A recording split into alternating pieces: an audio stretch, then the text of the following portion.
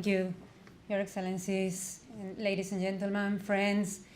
Let me briefly explain that my background is in forest engineering, so it may not be a lot to do with the issue, but it actually does. And this is what I would like to contribute here, this human ecology approach.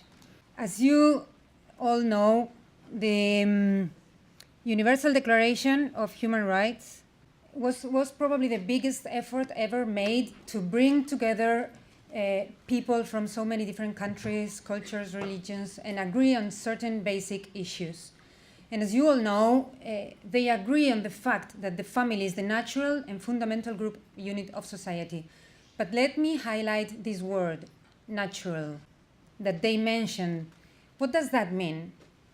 Natural means from nature, not artificial or involving anything made or caused by people. So the family is something natural. It hasn't been created by us. Can we say that the family is the natural habitat of the human species? Is therefore the family the most suitable environment in which humans can be born and optimally develop their potential?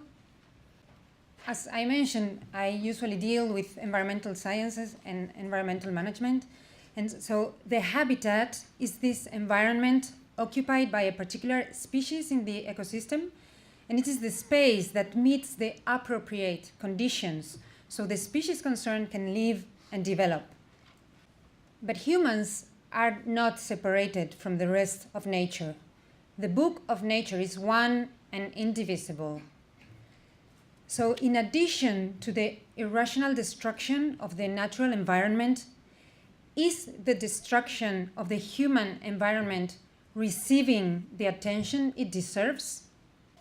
In terms of the human ecosystem, there's like what we would call in environmental science the biotop, and there's geography and other related disciplines dealing with that, and then the biocenos, which is the community of the living beings.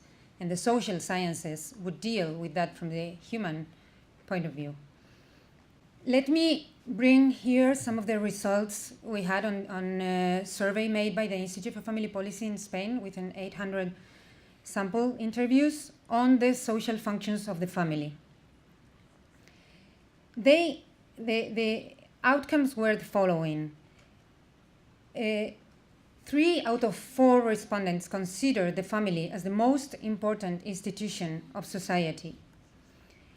88% consider it is the institution that meets its duties more effectively.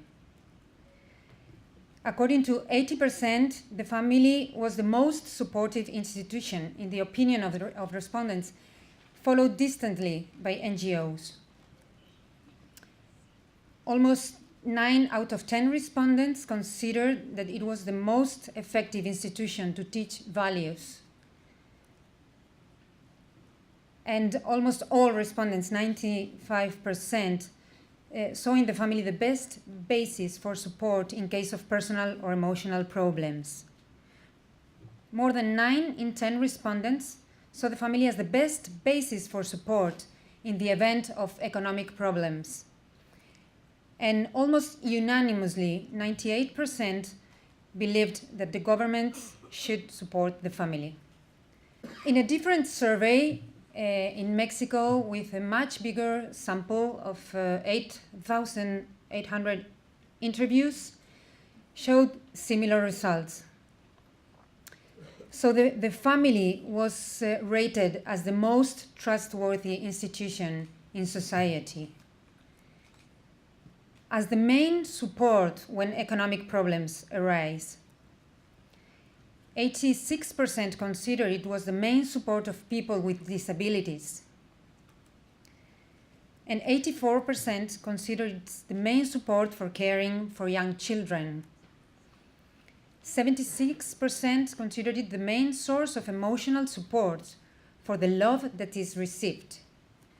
And 50% also mentioned that it was the main area of political socialization. So as we do in environmental management, looking for, in the one hand, the preservation of ecological values in healthy environment and well-preserved environments, and in the other hand, we look for the protection and restoration of vulnerable habitats, we may say that creating sustainable family environments require to acknowledge that the family plays a key role in social development, and as such should be strengthened. And in the other hand, we need to note that single-headed households, child-headed households, intergenerational households are particularly vulnerable, and therefore they need special care and attention. And I'm quoting here the very recent resolution on the family by the Commission of Social Development, celebrated in February.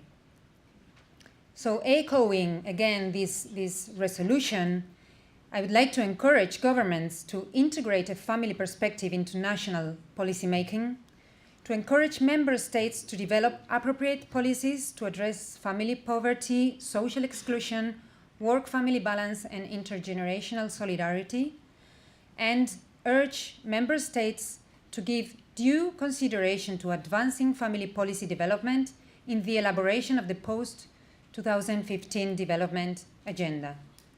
Thank you very much.